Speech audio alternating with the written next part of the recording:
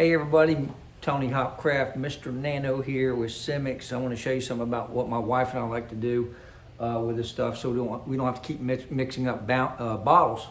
I bought a 5-gallon jug. Actually, I buy a bunch of them because I sell them to restaurants and things like that. However, what I do is I take the big scoop, which comes in the bag, okay? The bag has 2 scoops. One small, one big, okay?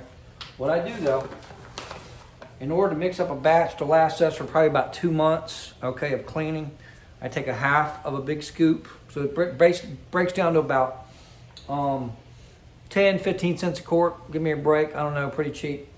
Pour it in here, that's all I do, okay? Fill it up with water, hot water's better. And once she's full, I put it on my shelf in the laundry room. Whenever my wife needs to refill, she comes in. This jug has a little nozzle on the bottom there that you come in, you just fill it right back up. And you can replace so many cleaners with it. I'll take a cup of this stuff, wash my clothes with it. You name it. Hey, I'm basically photocatalytic in all my clothes and basically my whole house, everything. But just give you an idea, save some money, sterilize everything.